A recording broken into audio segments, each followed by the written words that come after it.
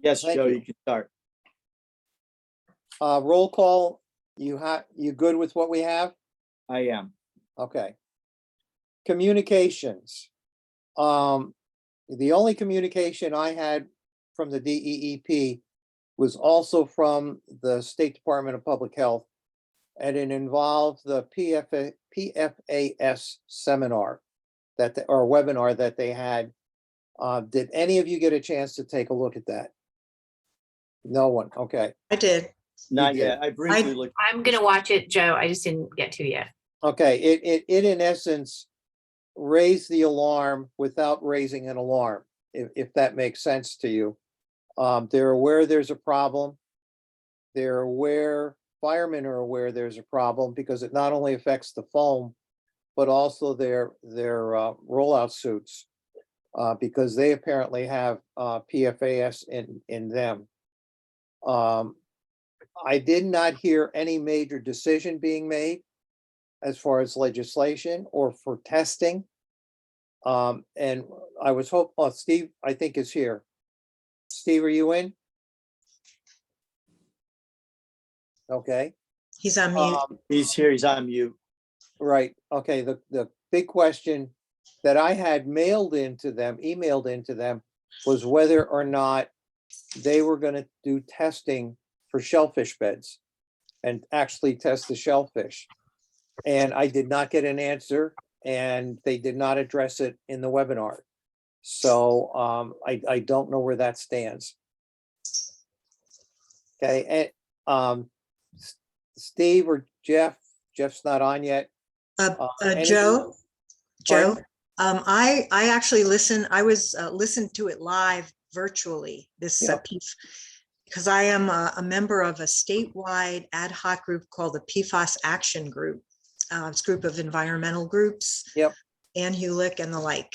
The main thing that I want us to follow up on, and I plan to follow up on it, and that is because of the new amount set by the EPA. I would have liked to have heard them. They spent a lot of time congratulating themselves for getting to the point that they have, and I know that they are taking this very seriously, but there was no plan to let the public know what to do if they have had a test, what kind of filters to buy. For the firefighters, should they immediately not use the turnout gear? That sort of thing. These are ongoing health concerns that the health department and the DEEP by this point should have recommendations. So I was like you, I was surprised. I think I was disappointed that we weren't further along in informing the public so that we can make informed decisions about what we want to do for our own health. And what you raised a point and cleared some cobwebs out here, Diane. When they did mention the standards for PFAS, it was the higher standard, not the newer standard. So I was a little dismayed by that. The other was the filters. They did mention that activated charcoal can reduce the amount of PFAS in a lot of things. And we know that it's possible to reduce that in water. And yet there's no push to encourage the public to use activated charcoal filters when using tap water. So it's something that that was high on my list for the recommendations for next year. But you're right on the money with that, Diane. Okay, next, Steve, are you hooked up? Yes, sir, I am. Did you get any communication from Department of Aquaculture? Not directly. I mean, only with respect to the annual gathering of shellfish commissions on Saturday, the 21st. Okay, excellent. Are you going? Joe, it's Jeff on the line. Sorry to be late. I just called in. Thank you. Thank you. Steve, are you going to that gathering? Frankly, it looks like the same agenda for the last 7 years, and I'm pretty good with harmful algal bloom biology and how to collect 100 ml water sample, so probably not. I've registered Joe and Steve, I think I told you, so I can go and report if there's any, I will go and report if there's anything of interest. Excellent. Okay, under Department of Health, Bill, anything? we need- Not this month, no, Joe. I mean, the only minor thing would be that we're no longer in the water emergency. Although for the Shellfish Commission, I was looking at the rainfall amounts, we're still about 4.5 inches below normal. But other than that, I have nothing to report. Thanks, Bill, appreciate it. You're welcome. Harbor Commission? Jeff or John? Is John on the line, Joe? I can. Yeah, John's on the Not line. really. Go ahead, Jeff, Okay. please. Oh, okay. Well, we reported, I think, at your last meeting about the Eversource matter, and we've heard nothing more about that. We have not heard any more from the Corps of Engineers. This is regarding the Walk Bridge project now, from the Corps of Engineers or the Coast Guard. They're still reviewing their permit applications submitted to them. The harbor master had been in contact with someone from the Corps of Engineers, and we understood that they would anticipated making a site visit after the new year, which is now it's after the new year. So we're waiting to hear on that. Another matter that John Pinto was trying to pursue today is, you know, that there's an ongoing initiative by planning and zoning to amend the plan of conservation and development. And that includes, it's a relatively simple amendment that's being proposed. We don't know the status of it, but it has to be provided to the Harbor Commission. And I'm not quite, I don't recall the language precisely, but it's essentially to support or endorse the recommendations of the waterfront industrial zone study. And so that's of much interest to us. And I don't want to take a lot of time now tonight, but that waterfront industrial study recommends and calls for, if that's the right word, increasing the residential density along Water Street. And you know that's somewhat problematic when you relate it to planning initiatives and goals for resiliency. And we know what Water Street looked like a couple of weeks ago. So that's something that the Harbor Commission will be looking at carefully. And it's quite interesting. You just tell me to be quiet. I'm sorry I'm not on the computer screen. But in going back over the history of the marine commercial zone on Water Street, which some of us were involved with back in the late 1980s. And the same sort of arguments are being proposed now in that waterfront industrial zoning study, that the properties are quite valuable. And in order to maintain water-dependent uses, the owners need to be able to increase the density of development of other uses on the site. And that's exactly the same argument that was proposed back in the late 1980s when the marine commercial zone was first adopted. Except back then, the desired redevelopment was office space. Now it's residential space. Quite interesting when you look at the history. And our argument is not argument, but our recommendation is that really that history of the marine commercial zone and Norwalk's municipal coastal program can't be ignored. It has to be understood when we're proposing zoning amendments now, because if you don't recognize and appreciate the history, you're bound to make some mistakes. But anyway, that's a long-winded discussion, but it's sort of significant to me because I still have the invitation that I got from the DEP at the time to attend the ceremony to approve Norwalk's municipal coastal program, which was back in 1988 at the Maritime Center, as it was called then.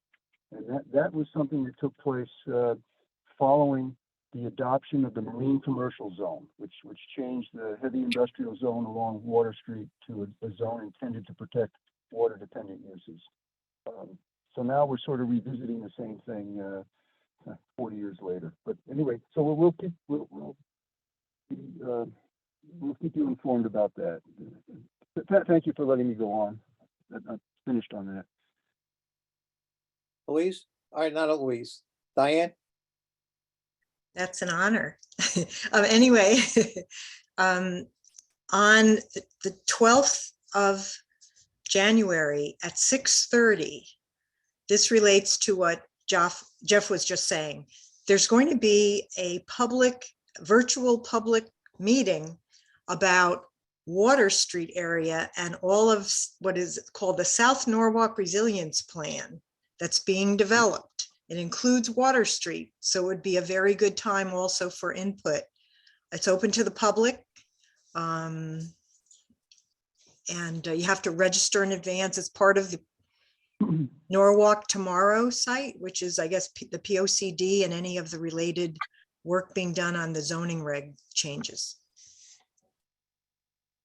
Well, Diane, that's the interesting, I don't know what you call it, it's not a dilemma, but at the same time that you're pursuing, or, the city may be pursuing the resiliency initiatives, they're also considering increasing the residential density in the coastal floodplain through Right. the updating of the POCD and then later the zoning regulations that would follow. Right. And DEP has made, and we pointed this out in the course of our involvement in the waterfront industrial zone study. DEP has made definitive, strong statements in other municipalities that they would consider proposals to increase residential density in the coastal floodplain to be inconsistent with the Connecticut Coastal Management Act. Say that in respect to the current concerns and issues having to do with resiliency and sea level rise, and so it'd be interesting to see how all this works out. And we're not trying to be obstructionist, the Harbor Commission, but to basically do the right thing because. Well, anyway, thank you again. I'll stop. Well, I think Jeff's point becomes critical, especially this past year. It reinforced it, where the city is growing at a rate that our infrastructure can't handle. Our water supply, the more people we pack in here, every time we have a drought, it's just going to get longer and tougher. And that I have not heard of any plans to increase water supply, drilling extra wells or anything else like that. And we're going to get into that a little bit with PFAS a little later on, but let's move on. Planning and zoning, anything from anybody there? I haven't heard any. Okay. Then under old business, Diane? Excuse You me, promised Joe. us. Yeah, I have it. All set. But before we go to that, under, I guess, Harbor Commission, I don't know where, recently you sent us a copy of a communication and it wasn't listed. I know it was just recently. So if not, I'd like it to be on the next agenda item. That is a Linnell Jones letter or email that you sent to all of us prior to this meeting. And I didn't know if it went under Health Department or if it went under Planning and Zoning or Harbor Commission. It was not something we planned for because we just received that this afternoon and I posted the agenda on Monday. Sure. Okay. So it would be on the next agenda? Possibly. And the only reason I say possibly, Peter Linderoff from Save the Sound wants to meet with us and we might as well address it now at that next meeting, and it would depend on how long his presentation goes, and that is over the Save the Sound report. Gotcha. Okay, thank you. Okay. Yep. Okay, MS4. Okay, so I wish I had a 10-year-old consultant with me or a niece or nephew that could have helped me get the document out from my computer. I finally got it out. I sent it to you all just this afternoon, early evening. But what I wanted to tell you was, in general, highlights of the MS4 is a permit that is issued, and Norwalk terms it as its stormwater management plan, has to have a report updated on an annual basis. I did send earlier today, or maybe even before today, when John Crespo was looking for the link to this, the 2021 report, I sent it to all of you just to refresh your memory. I'm sure you've all memorized every page of it. It's only like 160 some odd pages, including attachments. But in summary, I think it's the city has to update this plan every year. And by law, they at least have to place an announcement of the update and the opportunity for the public to comment in the legal notices. Now, many of you would agree with me that hardly anyone looks at legal notices anymore because they're not getting printed documents, newspapers. So one of the main things I wanted to focus on in the short time I have today, I would say, read what I sent you in purple of this document that is an attachment. I added suggestions and comments. These are the kind of things I would like to see our committee take a look at when it comes time for the 2022 report to the draft report to be sent to the public. And that should be in the next month or two by the DPW. Just because of timing, we could glean a lot of information from the 2021 report that they sent. I extracted at page 1 of the attachment I sent you is fresh off of the city's website on stormwater runoff, which they created as part of their MS4 permit. And I think that's terrific because of the fact that it does lay out what stormwater runoff means, especially for laymen, both staff, city council, the public.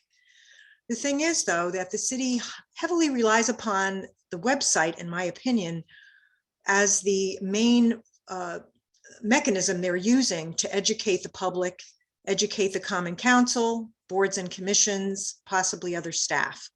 So I wanted to encourage them, as I had said before, earlier this year, that one of the main themes of the kind of suggestion I think this committee should make, and I know I will individually, is that we want to make sure that we optimize our public education notifications and outreach goals by using creative events and press releases and webinars.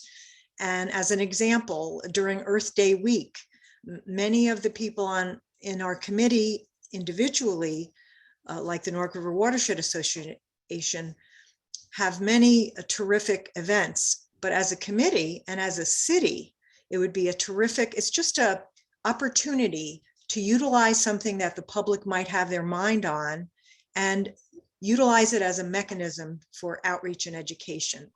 Another thing that for those of you that have looked at the MS4 report, it also gets into recycling, waste management, things that you wouldn't normally think would be part of an MS4 permit, but because of the fact that waste being dumped out and uncontrolled can harm stormwater runoff quality and quantity, they've included several measures related to recycling and household hazardous waste collection. As a member who helped then Mayor Collins, I asked and I was allowed to create the city's household hazardous waste collection day back in the mid 80s. The whole point of that was to hopefully educate the public so that we wouldn't need as many of those collection days, that people would use less toxic materials, so that there's an opportunity there again. For a little while, I used to literally stand in line as people were captive audience and give out flyers about water quality and other environmental educational materials. It's just an opportunity to do more than just hope people go to the city website. This document serves, in my opinion, as Norwalk's water quality Bible. And because it has to be updated every year, it gives a committee like ours and the Harbor Management Commission, Shellfish Commission, and other related entities in the city a chance to look at recent best management practices. But also things happen. We have climate change now in full force. I want to make sure that because we have such wonderful freshwater and saltwater resources, that we make sure that this document is known by those that are doing the budgets as we speak. And that includes Common Council committees like Finance and Claims and the DPW committee. It includes Planning and Zoning, which looks at the capital budget. It includes the Board of Estimate and Taxation and other land use people. We need to update those of you that read the MS4 report and the history of the MS4 dating back to, I think, 2004 when it was first required. In 2016, the city hired a consulting firm to do a gap analysis report for the MS4. In other words, where is Norwalk in compliance with an MS4 permit? Where are the gaps and what can they do to improve those gaps? That was done in 2016. So one of the recommendations that I suggest here, and I'd love you to see if you agree after you read this, is that we request that the city do another updated gap analysis, because there are many, many facets of this MS4 permit that may or may not be in full compliance, and it would only help them, their busy staff with a consulting firm that they have, help them how they can improve, or updated laws that are coming online.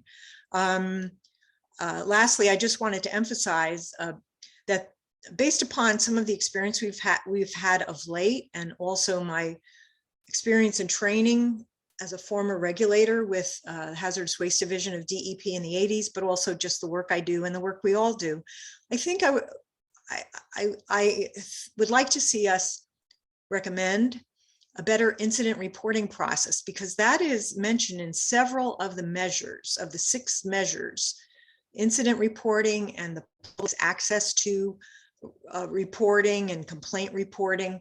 The process needs to be created so that the receipt, investigation, and resolution of complaints and concerns occur in a fair and timely manner. And we identify who the main entities are that have regulatory control and who have advisory control, because I think that has gotten somewhat conflated of late. Creation of a user-friendly water quality or complaint form may help standardize the minimum information that would trigger a review, and it would help inform as to which entity, be it the Health Department or the Harbor Management Commission, et cetera, or the Shellfish Commission, who would be in charge of reviewing and investigating, or hiring a company to investigate. I also think I did do some homework with the customer service department, which is part of DPW, and they currently do not have a form that would where they would ask some key questions that would help ensure that the complaint or concern went to the right entity. And so I'm currently in a conversation with them. They're always very helpful, and we want to help them with a user-friendly form, in my opinion, that would just standardize things so that that way I think it would help the public. It would also help us. It would help the Corporation Council and others. It really helps to have forms. And I'm not one that says, let's add to the bureaucracy, but I do think of late with some of the complaints or concerns that we had to sort through, that I think it would be helpful to have a little more formal process. And lastly, consider other methods of adding financial support through the creation of a stormwater authority and a erosion and sediment control board. I reversed the words there. Both of those entities are a very allowable way that other towns are adding to financial support for water quality projects. And so it's so important. I mean, we want to help the city. We want to encourage them to have the staff and be able to hire so that they could do thorough testing when needed to continue the mapping that we all are in favor of course, Harbor Commission. But without enough financial support, it makes it much more challenging. If you go through the table of table of contents, I won't go through each of the many sections or measures, but I think it's important in section 2.1 to employ a whole of government approach and involve much more than the Water Pollution Control Authority and the DPW departments. That is who they mostly mention in this MS4 permit. And I think you very much need to include at the minimum, the Harbor Management Commission and Shellfish Commissions. Of course, our Water Quality Committee is a subset of Harbor Management. I guess on the books, it's part of the mayor's office, but they over and over again focus on DPW and Water Pollution Control Authority, and we want to enhance our relationship with them. As I had suggested and others, that we probably would like to invite them to our meetings, as I know, Joe, you have, but also we might want to make presentations in the future just to, reach out our hand in cooperation and collaboration so that they think about us even while they're doing the budgets, which is what they're doing right now. Then I just want to scroll around. Section 2.6 is actually has the most detail on all the many ways our city is enhancing and controlling stormwater runoff. It is it's a comprehensive list that is in the MS4 permit, and the city's reports, especially in 2021, quickly list what the city is doing to take a look. However, even in this 2.6 section for pollution prevention and good housekeeping for municipal operations, additional opportunities are at hand related to, such as in yard waste collection, in looking at a regional approach in order to collect our leaves and turn them into compost. Right now, the city spends roughly $350,000 or $400,000 a year carting leaves out of Norwalk. Now, the leaves do go for recycling someplace else, but the residents and the city parks do not have access to that compost to use as an enhancement to soil. And so that is a way to save money, but also add to an environmental and ecological and sustainable way for yard waste management. Diane, Yes, can you stick to stuff specifically with water quality? these all are part of the water quality MS4 permit, Joe. And because if they're mishandled, then they will not enhance water quality, they will diminish it. So that is why I just wanted to highlight 2.6 for later, for all of you to take a look at, because as we all know on this call, it is all related. Everything is related to something else. So I was just, it's 160 some odd pages. I don't want to, I'll wind this up. I think it's so important, especially the last section is 3.0 outfall monitoring. I think they need to, the city makes decisions about where they have to do a certain number of outfall monitoring every year. And my understanding, they have to have six sites, 2 from industrial runoff, 2 from, I think, commercial, and maybe 2 from municipal. And I think the Harbor Management Commission and the Shellfish Commission and the Conservation Commission should help determine the outfall sampling locations. It doesn't appear that that is the case. I think we all need to work in harmony and unity, and this Water Quality Committee can help us as well. And that is very important to this committee and everyone on it, no matter who you represent, is the sampling of representative outfalls. So important to our mission. So with that, I will, and then I just wanted you all to scroll throughout the document. I added some links to previous annual reports, as well as what the city has on its website for stormwater educational materials and related information.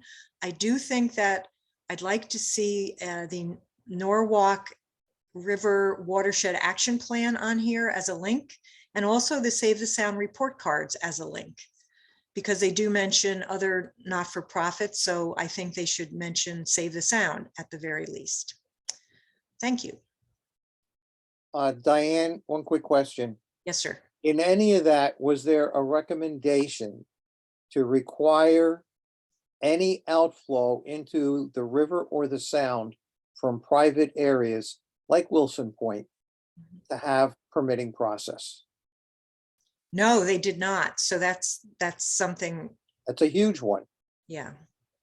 Hey, Can I, I'm sorry, Joe, to interrupt you. I can't raise my hand. It's Yeah. Jeff. You're good. You're good.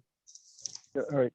So Diane, I'm sorry I don't have Yeah, enough knowledge yet about this, but I will. But this is an annual report. Is it subject to adoption by any city agency or department? Or is it just a report that they have to provide to DEEP as a condition of the permit?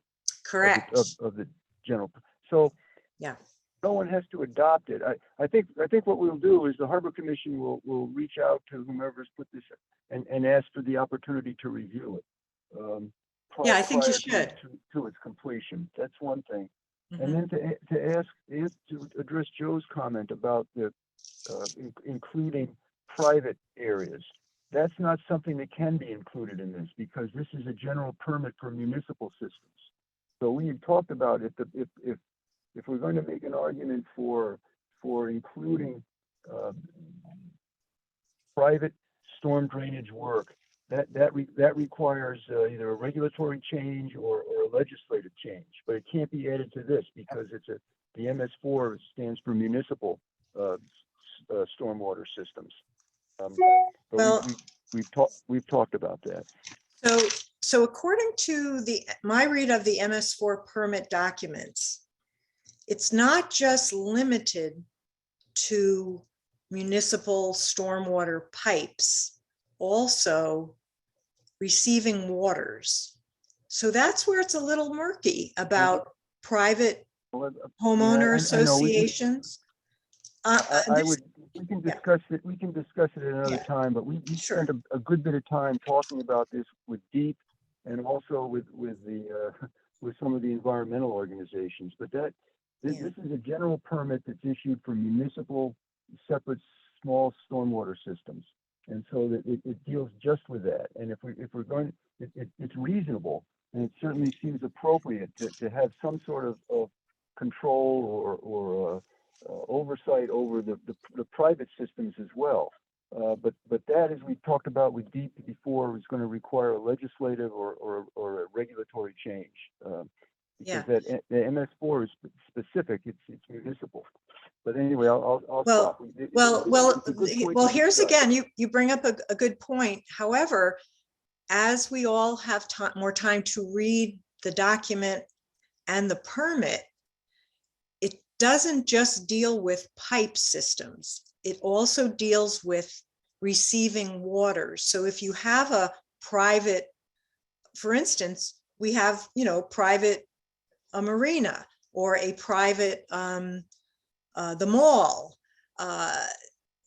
There are entities that may shed into a receiving water so that it has to be, the city has to have a way of, it has to be included in the management approach to stormwater. Definitely, we don't have control over the pipes, but if the pipes go into a body of water, then there is some government at either federal, state, or local level. There is a connection. So it is somewhat, yeah. That's through the coastal site plan review process. No. But anyway, this is all good stuff to talk about. But and the mall is a perfect. We won't go into the mall because that was never reviewed. Right. But our understanding was that this is a general permit, remember, so that there are criteria, and if the city does something, as long you build something, storm drainage, if it meets this general criteria, it's approved. And they have to, I guess, report what they're doing, but that's the purpose of the general permit. It's for municipal systems, and it provides the criteria or the specifications or the standards, and if the city does it according to those standards, then it's approved by DEEP. But I'm sorry, Diane, all your report was very, very good, and it's a good topic. And Well, again, just everyone read the document, because there are private actions that the city has to mention, including recycling, household hazardous waste collection. I mean, there are things that you normally wouldn't think would be part of a general permit. I know, Jeff, you and I are used to reading permits. So anyway, it is, but it is a good topic to consider going forward. Moving on. Number 2, mitten crabs. Dick's not here, but I can give you a message that he sent me. They had collected a mitten crab that was gravid. Now, that was in December. So that changes the scenario, because it's telling everybody that's a biologist that these things can reproduce year round. Now, what I sent a note to Dick about is he asked me, how does that happen? And I said, well, it could just be happening because that's their nature, or they could have holed up in a warm water effluent, such as a power plant or a sewage treatment plant. And because of that, they're in warmer water, which could have stimulated their reproductive system. So that's all I want to say about that at this point. Dick can enhance that if he wants at the next meeting. Okay, new business recommendations to move forward to the council and other community leaders. And it says, let's target getting it out by mid-January. I don't see how that's going to happen because we've already gone through a good portion of this meeting. But I have several thoughts. And I'm looking at the old recommendations. And I think we can keep some of the old recommendations, but I think one of the things we have to put foremost is PFAS. Because that affects the health of every citizen in Norwalk. And the other recommendation that I thought was critical is going back to the MS4 and having an emphasis on any discharge of water into a lake or lake, river, or stream, or Long Island Sound require permitting regardless of where it's coming from.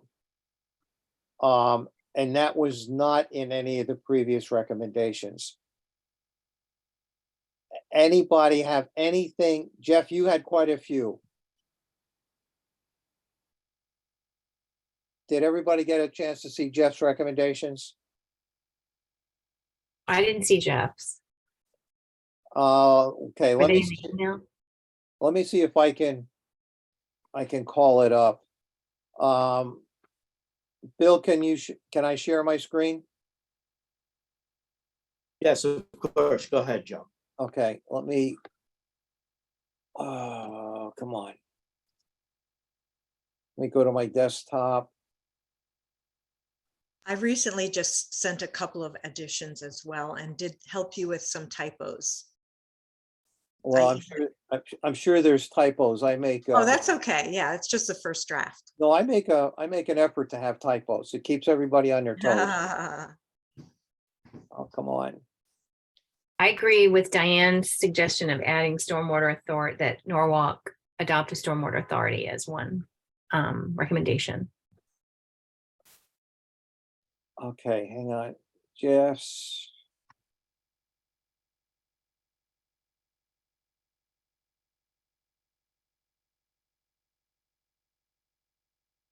Okay, this is what Jeff came up with.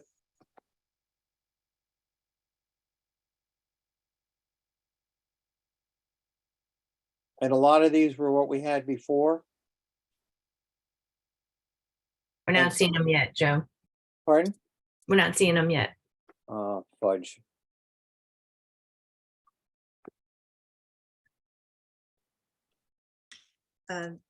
If Jeff, when you get to a computer, could you send all of us your recommendations after the meeting?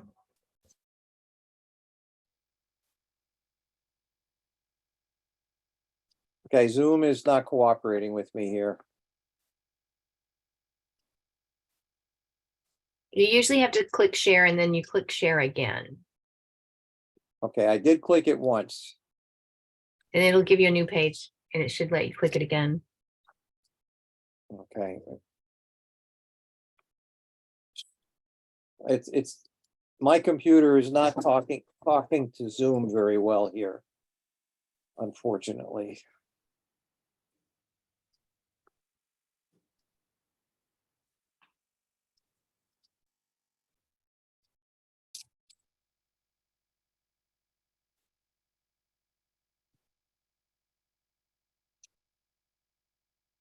Yeah, it's not giving me the second one. So what we'll do is we'll have to send that out. If you can take a look at what we have,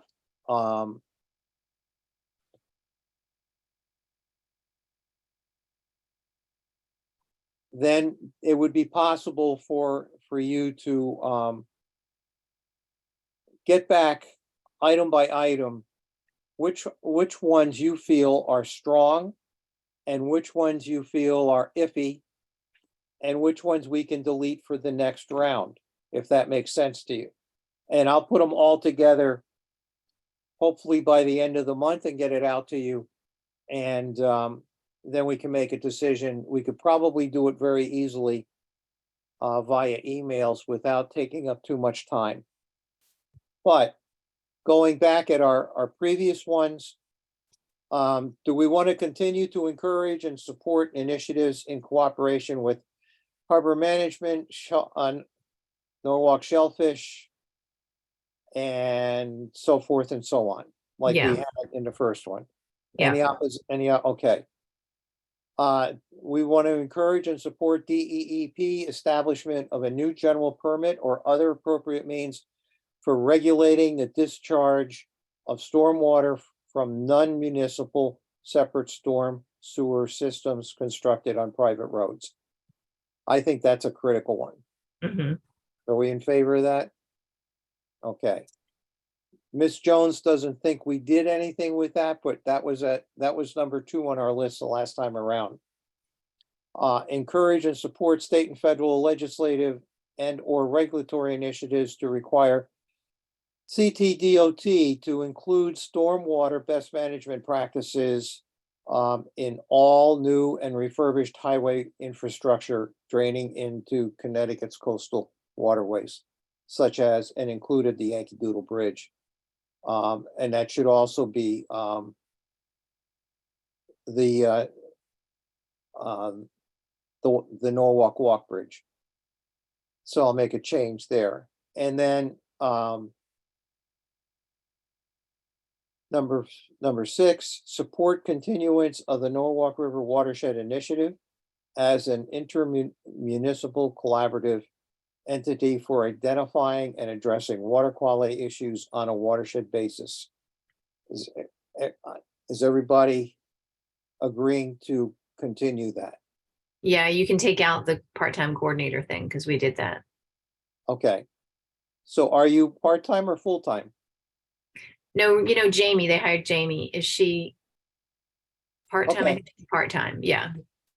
But Okay. yeah, so that's accomplished. Got you. Excellent.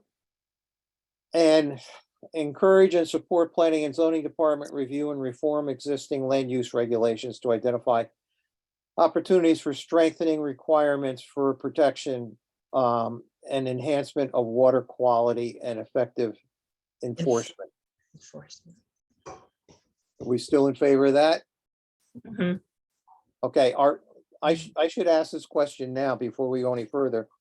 Are we in favor of saying to them, this is the second time around with these recommendations? Or first time around with these recommendations? just so they get the idea that we don't have much faith in not getting anything done. How do you feel about that? Depends on how you say that. Yeah, I guess I don't understand. Yeah, I don't know if You- it's necessary. Yeah, John? yeah, if you, like Louis said, if you said it in the proper way, we don't want to sound like we're nagging them. Hey, we told you this before, but as you can also say, as recommended in the prior year. And a lot of them are quite broad and, I mean, a lot of things have happened. There's an ad hoc committee on sustainability now, there's a lot of these things are being addressed, maybe not completely fixed, but being addressed in a way that they weren't even a year ago, I think, in Norwalk. So we want to be positive is what I would say. Okay. Yeah. Okay, number 8, support continuation of the Norwalk Harbor Management Command and the Norwalk NSC Storm Drain Sampling and Testing Program. Do we want to leave it at that, or should we ask them to expand the storm drain sampling program? I think we want to ask them to expand it. Okay, I wanted to make a note here in the MS4 permit. One of the things that the city says it is doing, and you all would know more than I, that they inspect every storm drain and corrugated pipe outfall every year in our city. yeah, I'll just leave it at that. I would imagine they have a computer program but it's related to this recommendation. It's not when- sampling, it's inspection. So it's, okay. yeah. So they're not sampling the water that's coming out of it. well, maybe in the future, we could have a guest speaker. What does their inspection process include? Yeah, is it just a physical inspection that the pipe is still there and stuff can flow through it? Or is there an actual inspection of the water that is coming out? I mean, it's a good question. Hey, Joe, Okay. I sorry, Go. I want to give you a time heads up. It's 6:51. We still have public comment in the minutes. So I just wanted to just give you a time check. That's all. Okay, thanks. I appreciate that. Let's go to number 9, design and implement public outreach initiatives to increase public awareness of water quality and quantity issues and public support for water quality and quantity initiatives, including but not limited to web-based initiatives. Do we still want to keep that? Yeah, Yes. Okay. Encourage and support establishment of a permanent water quality monitoring stations in Norwalk Harbor, providing real-time data useful for harbor management and land use planning and health department purposes. Now, that becomes more critical because USGS, I think this coming year, 2023, is when they're going to remove their permanent monitoring stations. So I assume we want to continue that, Yes. or is that a false assumption? Yes, Louis? we should continue. Okay. Yes. And I'll hold it up here and I'll get feedback on the rest of it from you. okay. Bill, taking your lead here. Let's do a quick public comments. Is there anybody out there for public comment?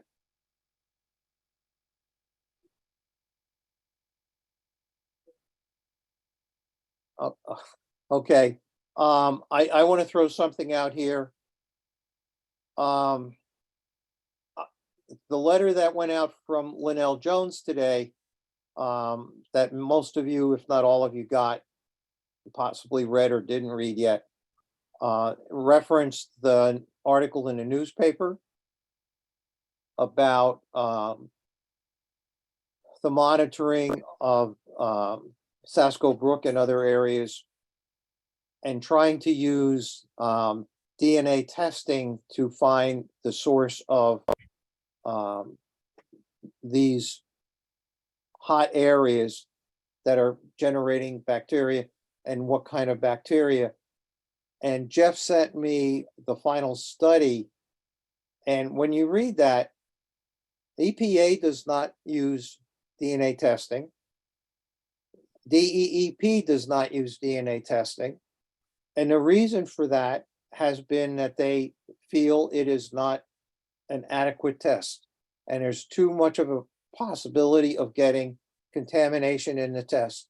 And you're still not finding the potential source.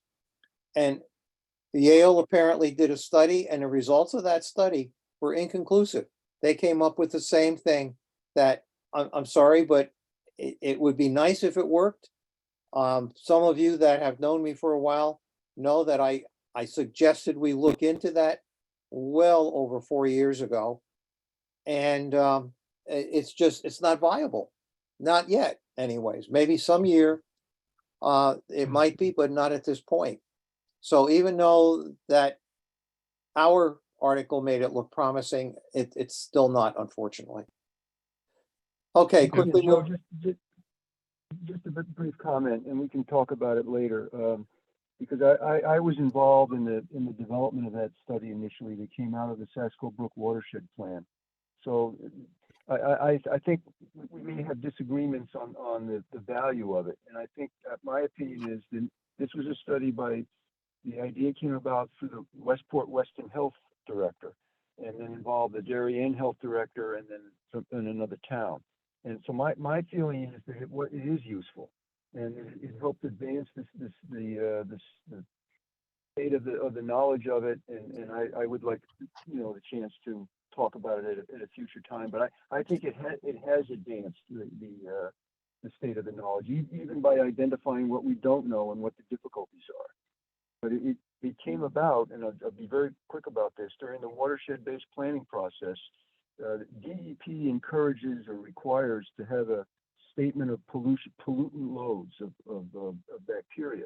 And the way to do that in all of these plans has been through methods that are based completely on assumptions. In other words, you've got so many septic systems in a watershed, and then you assume, based on other research, that so many are failing, and that the ones that failed we so much bacteria. But the Westport Weston Health Director objected to that, did not feel that the septic systems in the watershed were a significant source of problems, and that led to the development of this study.